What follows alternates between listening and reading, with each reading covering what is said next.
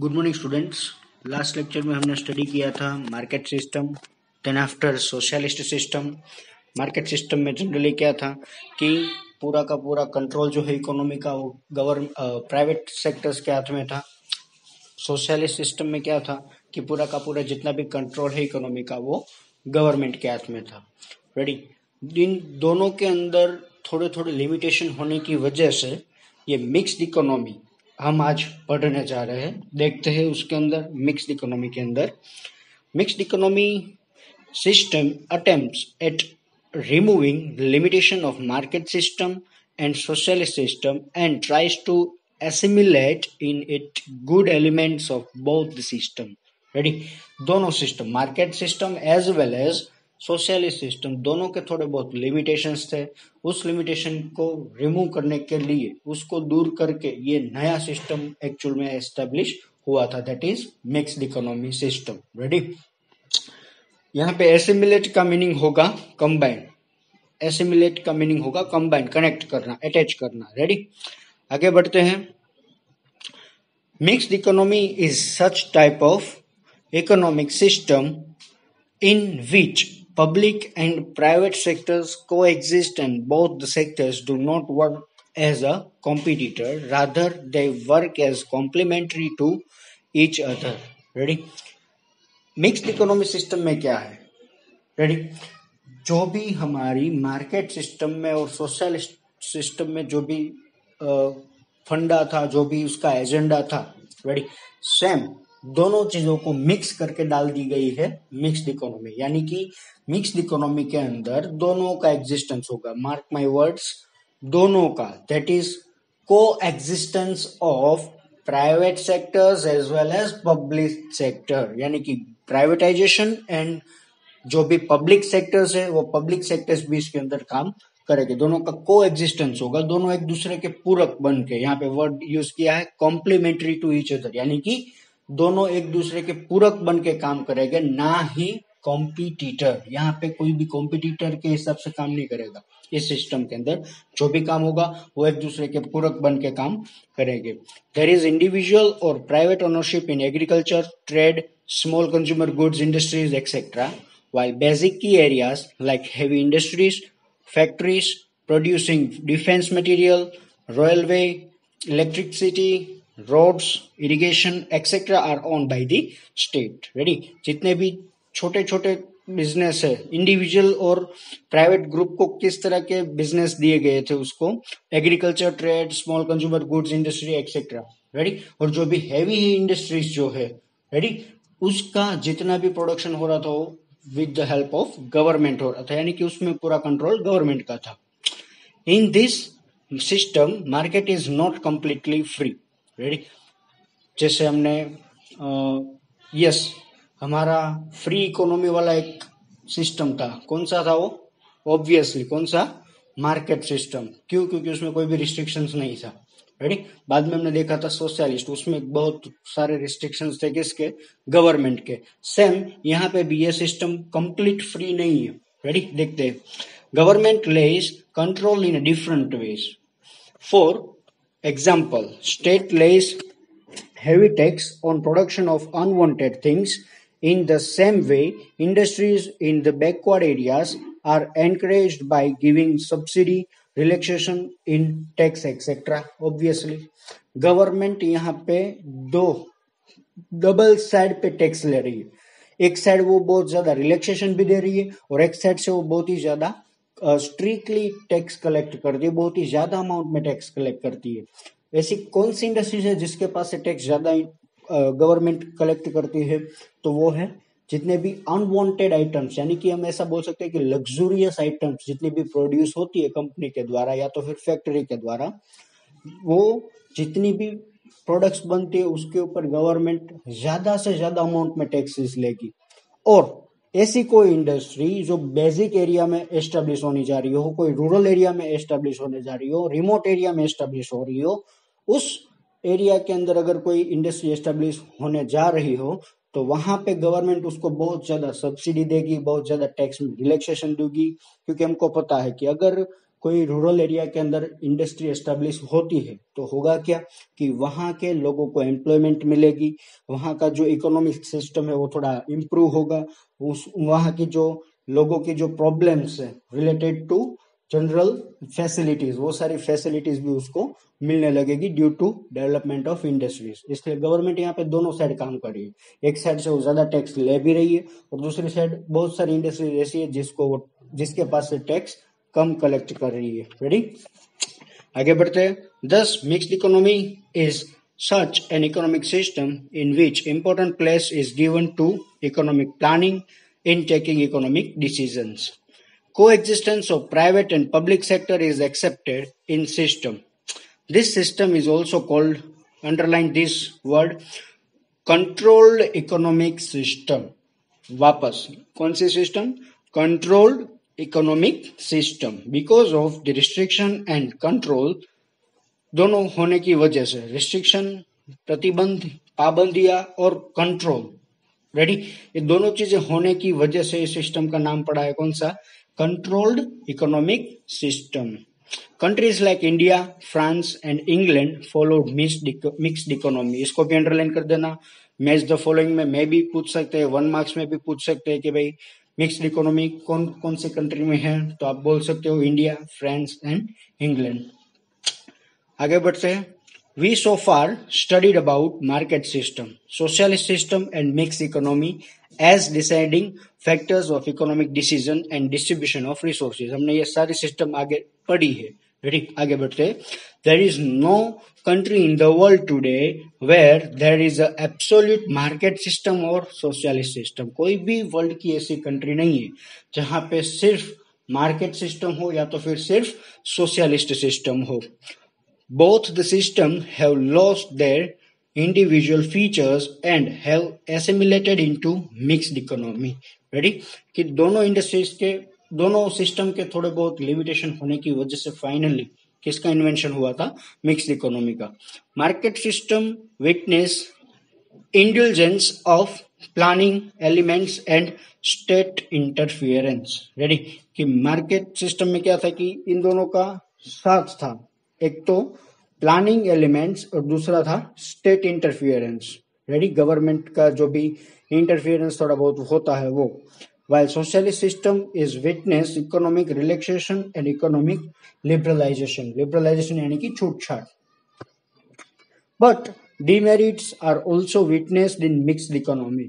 Mixed economy के भी थोड़े बहुत डीमेरिट्स यानी कि उसके भी थोड़े बहुत लिमिटेशंस है। देखो यहाँ पे तीसरा वर्ड है लिमिटेशन के लिए।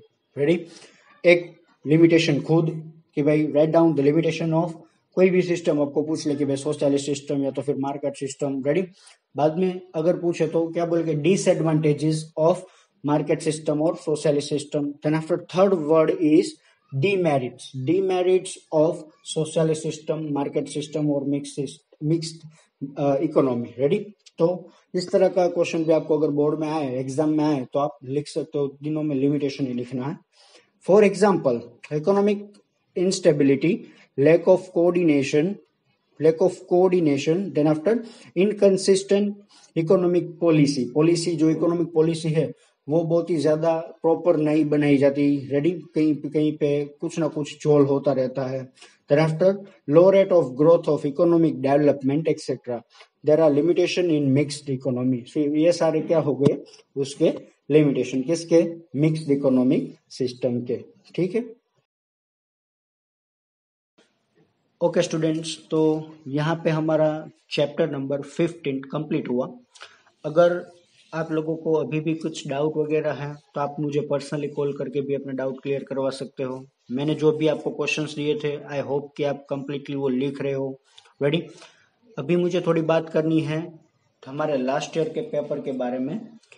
एसएस का हमारा 2020 का जो पेपर था उसका थोड़ा डिस्कशन करना मैं चाहूँगा, कि जिसके अंदर देखो ये रहा आपका पेपर। वेरी फर्स्ट सेक्शन है, सेक्शन ए के अंदर आप देख सकते हो कि टोटल 16 मार्क्स का है। सबसे पहले मैच द फॉलोइंग, जैसे कि मैंने आपको बताया था, इसमें कौन कौन सी चीजें आ सकती है। रेडी, पहला है match the following. Then after second question में आ रहा है ट्रू और फॉल्स। रेडी, देन आफ्टर पीछे answer the following in short, यानी कि 1 मार्क्स के क्वेश्चन आंसर, 3 क्वेश्चन आंसर दिए हैं। इस क्वेश्चन की आप वैरायटीज भी देख सकते हो कि किस तरह के क्वेश्चन पूछे गए। देखो 8 नंबर का जो क्वेश्चन है वो देखो कि a merchant from Kolkata orders onion from Karachi, which type of trade system is known as. अभी यहाँ पे कोई ऐसा क्वेश्चन नहीं पूछा कि भाई व्हाट इज इंटरनल ट्रेड और व्हाट इज इंटरनेशनल ट्रेड। यहाँ पे पर्टिकुलर एक एग्जांपल देके आपको क्वेश्चन पूछा गया है कि ये ट्रेड कौन से तरह का है। Ready, so this is the very best paper of 10th NCERT. Ready, 10th NCERT के लिए अगर कोई अच्छा से अच्छा पेपर हो तो वो है हमारा ये लास्ट ईयर का पेपर, क्योंकि इस तरह का पेपर अभी तक नहीं आया था हमारे बोर्ड के अंदर। उसके बाद आ रहा है देखो fill in the blanks, then after MCQ. MCQ में भी देखो पिक्चर वाली चीजें आने लगी अभी तो। 13 नंबर का आप एमसीक्यू देखोगे तो उसमें पिक्चर्स आपको देके बोलेगे कि भाई ये किस तरह का लोगो है। बाद में आपको वहां पे एमसीक्यू में टिक करना है कि भाई BIS है, ISO है, whatever XYZ। Then after जितने भी क्वेश्चन है 15 नंबर का क्वेश्चन देखो, that is also one kind of case study type question answer. Ready, you can read it out from your PDF. I will send you a PDF after the completion of this video. 16 number का question देख सकते हो, वो भी एक पूरा case study type का ही question है MCQ। देन आफ्टर आगे बढ़ते हैं सेक्शन बी की ओर। सेक्शन बी हमारा यानी कि 2 मार्क्स के क्वेश्चन आंसर, जिसके टोटल मार्क्स रहेंगे 20, जिसमें क्वेश्चंस के नंबर रहेंगे 17 to 26। रेडी, जिसके अंदर आपको 4 क्वेश्चन और में दिए गए हैं। रेडी, इसमें से देखो मैंने हर एक तरह के क्वेश्चंस के साइड में चैप्टर्स लिखे कि कौन सा चैप्टर कौन सा क्वेश्चन कौन से चैप्टर्स का है, वो सारी चीजें, ताकि आप इजीली अंडरस्टैंड कर सको। सो ये रहे क्वेश्चंस फ्रॉम 17 to 26। इसमें भी ऐसे बहुत सारे क्वेश्चंस है जो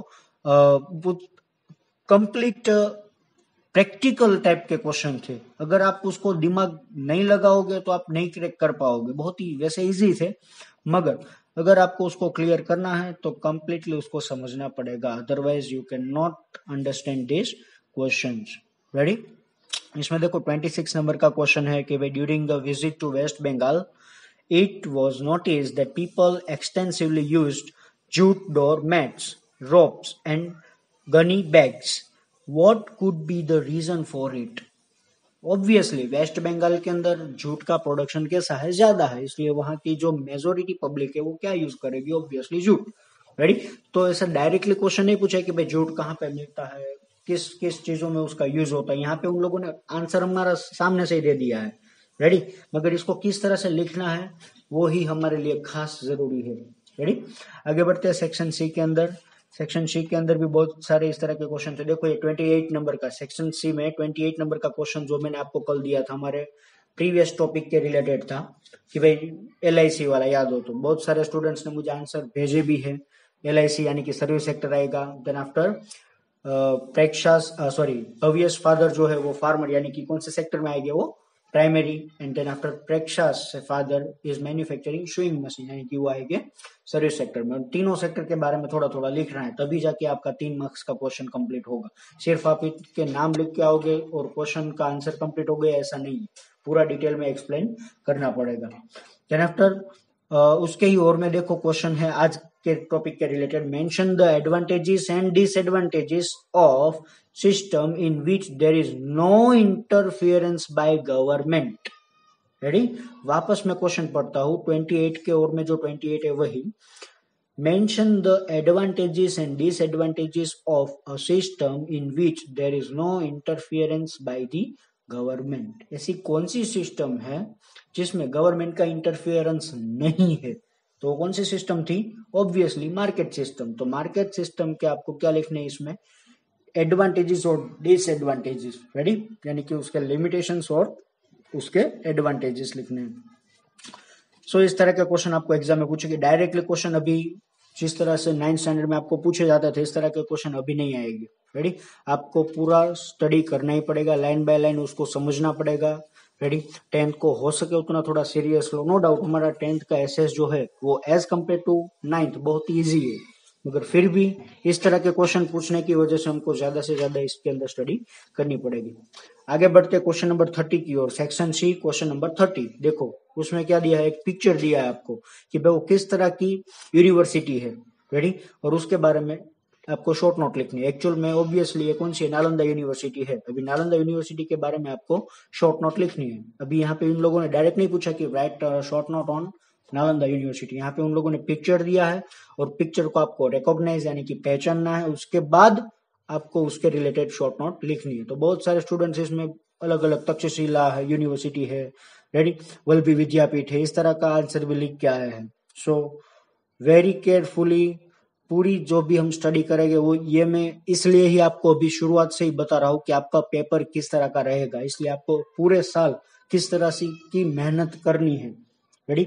अदरवाइज बहुत सारे प्रॉब्लम्स आगे जाके क्रिएट हो सकते हैं। बाद में 32 नंबर का क्वेश्चन देखना, 33, 34, ये तीनों के तीनों क्वेश्चन पूरे प्रैक्टिकल बेस ही थे, केस स्टडी बेस ही थे। देन आफ्टर आगे बढ़ते हैं सेक्शन डी की ओर, that is for 4 marks question answer, 4 marks के लिए क्वेश्चन आंसर रहते हैं इसमें। इसमें भी एक क्वेश्चन आपको पिक्चर वाला दिया गया है भाई, पैडी और वीट वाला। आप देख सकते हो नीचे पिक्चर में कि भाई वो कौन सा क्रॉप है, उसके बारे में शॉर्ट नोट लिखनी है, रेडी। देन आफ्टर आगे के सारे क्वेश्चंस, और लास्ट में यानी कि 39 नंबर का हमारा क्वेश्चन जो रहेगा दैट इज मैप, रेडी। अगर मैप भी आप देखो तो मैप भी इसमें थोड़ा एंटिक टाइप का पूछा गया था, रेडी। सो हो सके उतना केयरफुली स्टडी करना है, जिस तरह से 9th में स्टडी कर रहे थे इस तरह का स्टडी इसमें चलेगा नहीं। जितना भी लाइन बाय लाइन हम स्टडी करने की कोशिश करेंगे उतना ही हमारे लिए बेनिफिशियल है, ठीक है। Okay, thank you class, have a good day.